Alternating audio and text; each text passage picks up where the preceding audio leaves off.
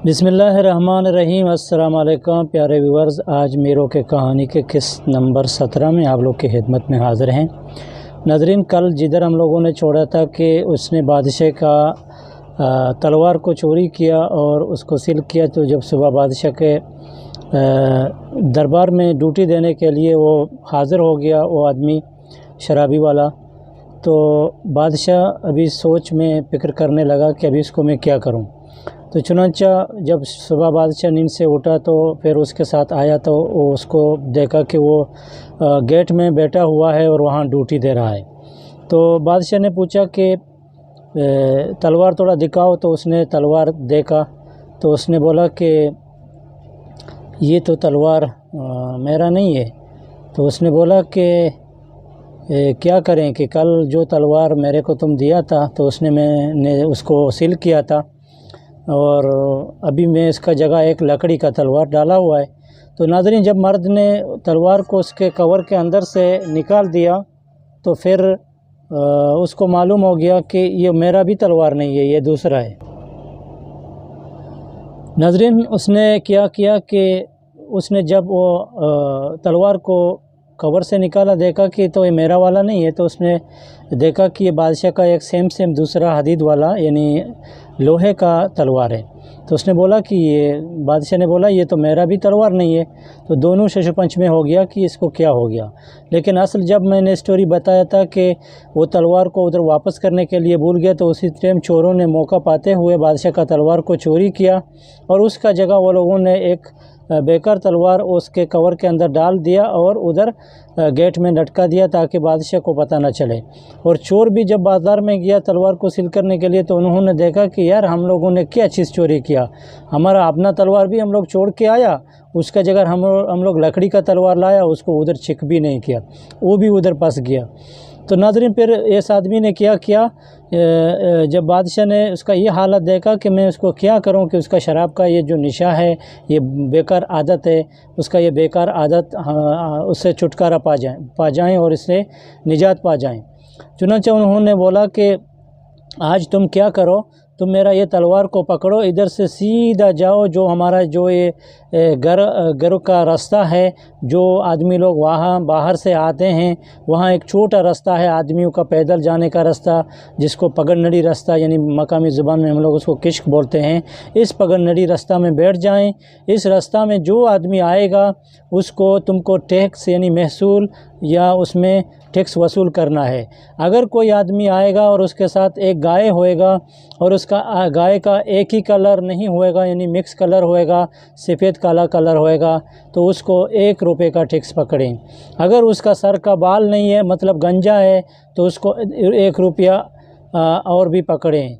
अगर जो आदमी का एक मरीज़ी जिसको क्या नाम बोलेगा, उसको हंसी का बीमारी बोलते हैं, जिससे कि कोई इंसान का, माफ़ की जगह उसको बोलते हैं कि उसका कपूरा जो बड़ा होते हैं तो उसको हर्निया का बीमारी बोलते हैं। अगर किसी को हर्निया का बीमारी है तो इसके लिए उसको 1 रुपया टैक्स पकड़ें। चुनांचे नाज़रीन, इस तीनों केसों को उसने बताया और बताने के बाद वो रास्ता में बैठ गया। पूरा दिन उधर बैठा, गाना गाया, अपना दिल से गुनगुनाया, कोई आदमी वो रास्ता में नहीं आया। और वो आदमी सोचने लगा कि अभी तो रात हो गया, क्या करेगा। जब रात के टाइम होने वाला था तो मगरिब का करीब में एक आदमी देखा, एक गाय के साथ वही रास्ता में आ रहा है। नाज़रीन, आदमी चलते चलते चलते उसके साथ आ गया, तो उस आदमी ने उसका गाय का जो लेश होता है उसको पकड़ा, यानी उसका रस्सी को पकड़ा, बोलता है रुक जाओ, इधर बादशाह का हुक्म है, तुम्हारे साथ एक गाय है और लिहाजा तुम्हारा गाय का कलर मिक्स है, यानी 2 कलर है और काला और सफ़ेद है। तुम एक काम करो, तुम मेरे को 1 रुपया टैक्स जमा करो। तो वो आदमी ने बोला कि ये क्या टैक्स है, मैं इधर दे दूं। तो बोला कि भाई बादशाह का हुक्म है, तुमको टैक्स देना पड़ेगा। तो वो आदमी बोला यार मैं इधर कैसा टैक्स देगा, तुम पागल आदमी, इधर बैठा हुआ है, मेरे को टैक्स पकड़ेगा। तो उसने बोला कि तुमको टैक्स नहीं देगा तो मैं तुमको नहीं छोड़ेगा। नाज़रीन, इसी दौरान दोनों का हाथापाई शुरू हो गया। लड़ाई होने के बाद ये उसको मारा, उसको मारा। चुनांचे ये हाथापाई में क्या हो गया कि उसके सर में एक तुर्रा बंधा हुआ था, या जिसको पगड़ी बोलते हैं, उसके सर में एक पगड़ी बंधा हुआ था। चुनांचे उसका वो तुर्रा जो पगड़ी था वो गिर गया। जब गिर गया नाज़रीन, तो उसका सर में बाल नहीं था। तो फिर वो आदमी ने और भी चिल्लाना शुरू किया, हाँ अभी तुम क्या करो, अभी तुम 2 रुपये जमा करो। وہ بولا 2 روپیہ کس لیے؟ بولتا ہے بھائی 1 روپیہ تو تمہارا گائے کا ہو گیا، اور دوسرا روپیہ جو تمہارا سر میں بال نہیں ہے، تم ابھی اس کے لیے بھی میرے کو 1 روپیہ اور بھی دینا پڑے گا۔ وہ بولا تم کیا بیہودہ اور پاگل بات ہمارے ساتھ کر رہے ہو۔ ناظرین، اس مرد نے اس کو نہیں چھوڑا اور وہ لوگ لڑائی کیا اور تک گیا۔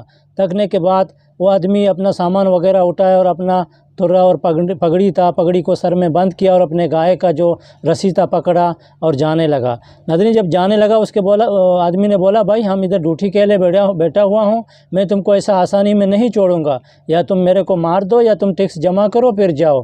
چنانچہ ناظرین وہ پھر دوسری دفعہ وہ دونوں کا اور بھی گھمسان کی لڑائی چالو ہو گئی۔ بہت لڑائی ہونے کے بعد ناظرین کیا ہو گیا کہ اتفاقاً وہ آدمی کا جو شلوار کا ناڑا تھا وہ وہی ٹائم ٹوٹا ہو گیا۔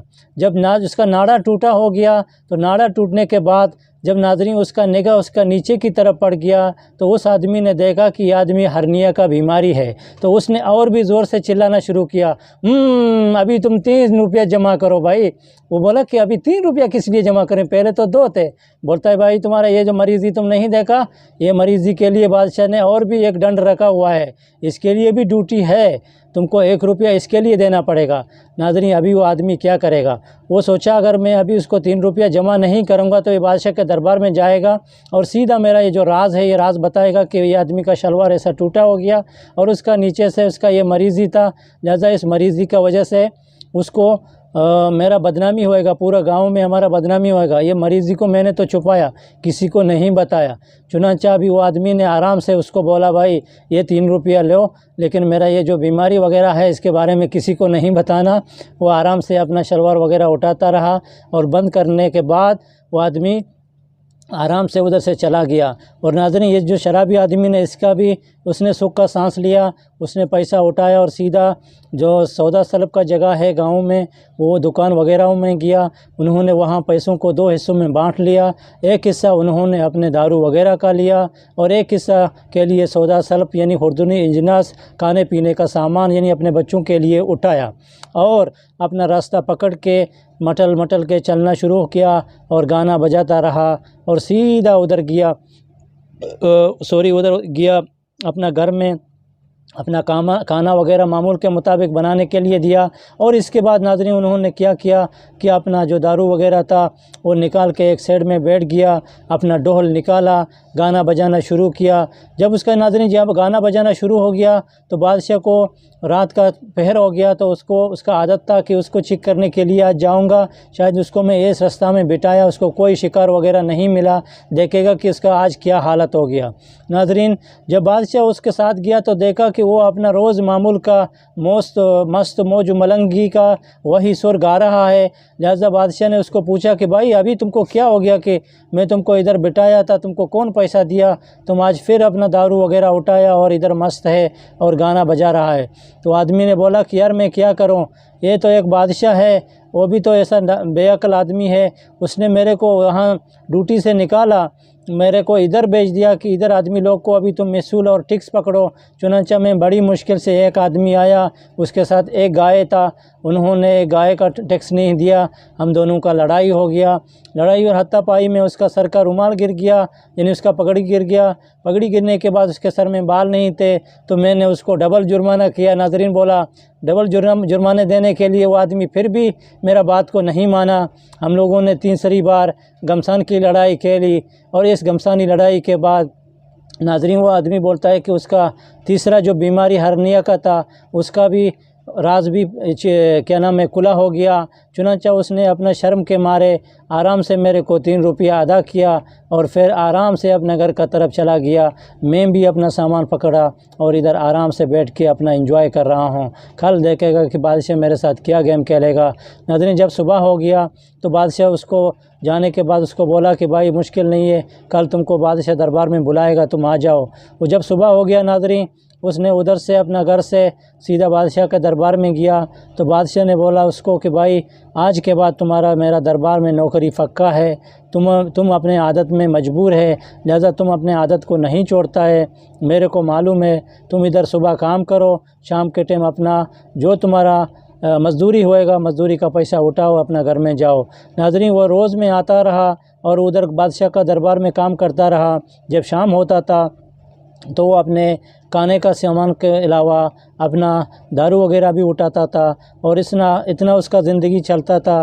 چلتے چلتے ناظرین ایک ایسا لمحہ آ گیا کہ اس آدمی نے شراب پینا چھوڑ دیا اور اپنے گاؤں میں نیک بندہ اور نیک انسان ہونے لگا۔ پھر بادشاہ کو ایک دن پتہ چلا ناظرین کہ وہ انسان اپنا وہ بری عادت کو چھوڑ کے ابھی نیک اور اچھا انسان بن گیا ہے۔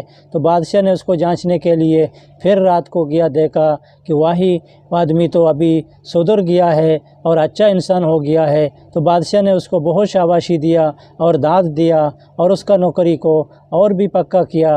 ناظرین ہم اتنا تک اس کے ساتھ تھے اور ہم نے جتنا سنا تو آپ کو سنا دیا۔ میروں کا بھی ادھر رات ہو گیا تو میروں نے جب قصہ سنایا تھا تو اس کا بھی شہزادی سو گیا، چنانچہ اس نے بھی اپنا قصہ کا دفتر بند کیا، اور ہم بھی آپ لوگ کے ساتھ کرتے ہیں ادھر اختتام۔ اور دیجئے میرے کو اجازت، آج بس اتنا تک۔ کل دیکھیے کہ میروں کے ساتھ کیا اچھا کوئی نیا اسٹوری شیئر کرے گا۔ اگر وہ بھی اسٹوری شیئر کرے گا تو ہم بھی آپ لوگ کی خدمت میں لاتے رہیں گے۔